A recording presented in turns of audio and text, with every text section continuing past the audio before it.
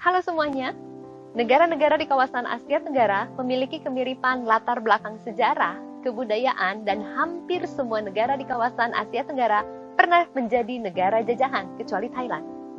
Kesamaan akan latar belakang sejarah, rasa senasib sepenanggungan di antara negara-negara di kawasan Asia Tenggara inilah yang kemudian mendorong terbentuknya kerjasama regional yang kita kenal dengan nama ASEAN.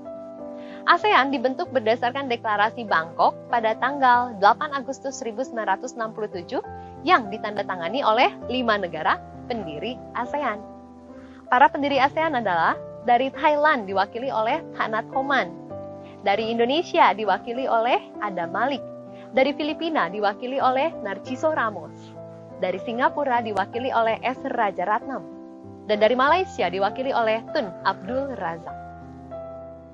Dalam deklarasi pendiriannya di Bangkok, dijelaskan bahwa maksud dan tujuan ASEAN yaitu mempercepat pertumbuhan ekonomi, kemajuan sosial, dan perkembangan budaya di kawasan, dan juga mempromosikan perdamaian dan stabilitas regional melalui penghormatan terhadap keadilan dan supremasi hukum dalam hubungan antara negara-negara di kawasan, dan juga kepatuhan terhadap prinsip-prinsip piagam PBB. Maksud dan tujuan ini dijabarkan dan dimuat di pasal kedua Deklarasi Bangkok yang melandasi berdirinya ASEAN.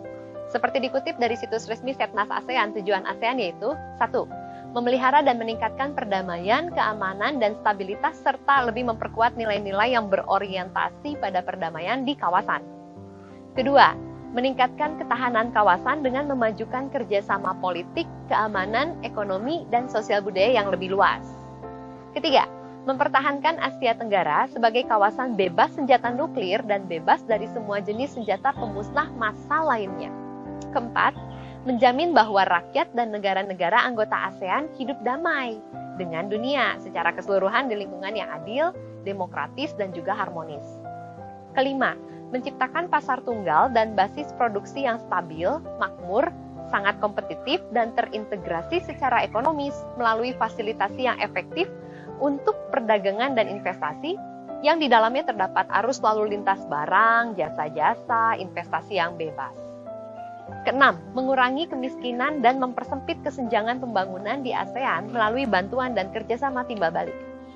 Ketujuh, memperkuat demokrasi, meningkatkan tata kepemerintahan yang baik dan aturan hukum, dan memajukan serta melindungi hak asasi manusia dan kebebasan-kebebasan fundamental dengan memperhatikan hak-hak dan kewajiban-kewajiban dari negara-negara anggota ASEAN. 8. Menanggapi secara efektif sesuai dengan prinsip keamanan menyeluruh segala bentuk ancaman, kejahatan lintas negara, dan tantangan lintas batas. 9. Memajukan pembangunan berkelanjutan untuk menjamin perlindungan lingkungan hidup di kawasan, sumber daya alam yang berkelanjutan, pelestarian warisan budaya, dan kehidupan rakyat yang berkualitas tinggi.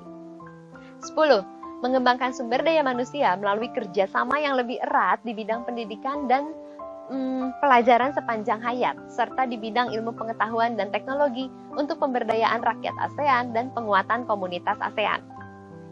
11. Meningkatkan kesejahteraan dan penghidupan yang layak bagi rakyat ASEAN melalui penyediaan akses yang setara terhadap peluang pembangunan sumber daya manusia, kesejahteraan sosial, dan juga keadilan. 12. Memperkuat kerjasama dalam membangun lingkungan yang aman dan terjamin bebas dari narkotika dan obat-obat terlarang bagi rakyat ASEAN. 13. Memajukan ASEAN yang berorientasi kepada rakyat yang di dalamnya seluruh lapisan masyarakat didorong untuk berpartisipasi dan memperoleh manfaat dari proses integrasi dan pembangunan komunitas ASEAN. 14. Memajukan identitas ASEAN dengan meningkatkan kesadaran yang lebih tinggi akan keanekaragaman budaya dan warisan kawasan. 15. Mempertahankan sentralitas dan peran proaktif ASEAN sebagai kekuatan penggerak utama dalam hubungan dan kerjasamanya dengan para mitra eksternal dalam arsitektur kawasan yang terbuka, transparan, dan inklusif. Untuk mencapai tujuan-tujuan tersebut, maka negara-negara anggotanya wajib bertindak sesuai dengan prinsip 1. Menghormati kedaulatan negara lain dan menggunakan cara-cara damai untuk menyelesaikan masalah-masalah yang ada. 2. Menjaga komitmen bersama dalam mempertahankan perdamaian dan kemajuan bersama. 3. Berpegang teguh pada aturan hukum, demokrasi, dan pemerintahan yang konstitusional. 4. Menghormati hak asasi manusia. 5. Memiliki sikap toleran. Dan yang keenam, menjunjung tinggi piagam PBB dan hukum internasional. Berikut ini adalah struktur dari organisasi ASEAN. KTT ASEAN, Dewan Koordinasi ASEAN, Dewan Masyarakat ASEAN, Badan-badan sektoral tingkat menteri, Komite Wakil Tetap untuk ASEAN, Sekretaris Jenderal ASEAN, Sekretariat Nasional ASEAN, Badan Hak Asasi Manusia ASEAN, Yayasan ASEAN, serta entitas yang berhubungan dengan ASEAN. Perlu diketahui oleh teman-teman bahwa Sekretariat Jenderal ASEAN berkedudukan di Jalan Sisingamangaraja, Kebayoran Baru, Jakarta Selatan.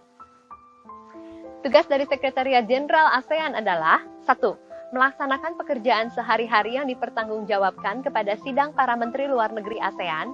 Kedua, membantu kelancaran dan perkembangan kegiatan ASEAN. Ketiga, meningkatkan pelaksanaan semua proyek dan kegiatan ASEAN. Serta yang keempat, berperan sebagai media komunikasi antara ASEAN dengan semua organisasi nasional, regional, internasional, dan lembaga-lembaga lainnya.